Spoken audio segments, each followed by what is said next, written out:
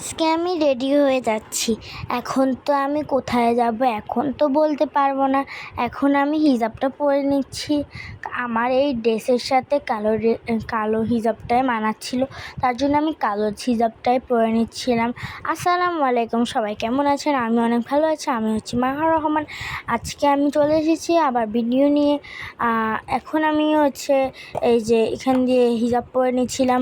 আমি এখন হসপিটালে যাচ্ছিলাম, কারণ আমার দীর্ঘদিন ধরেই আমার কীরকম জ্বর উঠে রয়েছিল। আমার কীরকম মানে অনেক জ্বর উঠেছিল, তারপরে একটুখানি কীরকম অস্থির অস্থির ফিল হতেছিলো। তার জন্য আমি এখন যাচ্ছিলাম ডাক্তারের কাছে। একটু আগে আমি অনেক খারাপ অবস্থা ছিল, মানে একটু পরপরই একটু জ্বর উঠে আবার কমে যায়, আবার জ্বর উঠে আবার কমে যায়। তা আমি এখন ডাক্তারের কাছে যাচ্ছি। আবার একটু দেখতেছিলাম যে ঠিক আছে নাকি এটা সেটা। এখানে আমি এখন আমি ঘর থেকে বের হয়ে গেছি।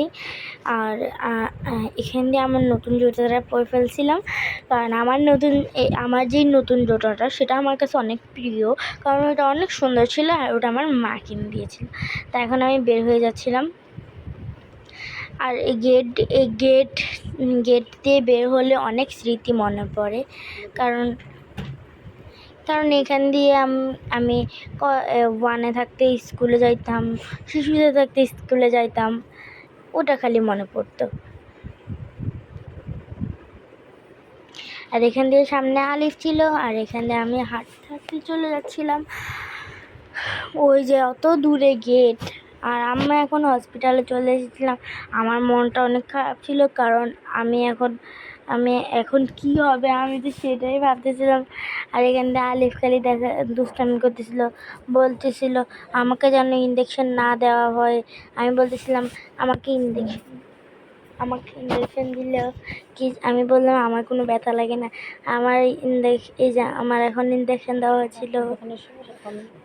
আমি ডাক্তার দেখাইছি, এখন কয়েকটা টেস্ট দিয়েছে, তো ওটার জন্য এখানে আমার থেকে ব্লাড নিচ্ছে।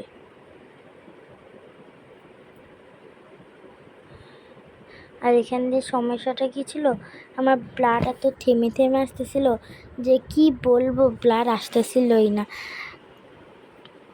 যাও আস্তে আস্তে আসতেছিল, তার জন্য আস্তে আস্তে আসার কারণে আমার আরেকটা হাতেও ব্লাড দেওয়া লাগছিল। এখানে আমি দিচ্ছিলাম, আর আলিফ বলতেছিল আমি কি করবো, আমার তো খালি ভয় লাগতেছিল। আর আলিফ বলতেছিল যে আমি কীভাবে দিব। ও তো আমি কীভাবে দিব। তারপরে ওই যে আঙ্কেলটা বলতেছিল যে তুমি ছেলে মানুষ, তুমি এত ডরাইতেছ, তাইলে হবে? তাইলে তোমার তো জীবন আরও পড়ে রয়েছে। তারপরে আমার আরেকটা হাতে দিয়ে দিচ্ছি। এখন রক দেখতেছে কোথায় রক একটা হাতে দেওয়া শেষ, আরেকটা হাতে দিচ্ছে। আসসালামু আলাইকুম, সবাই ভালো থাকবেন।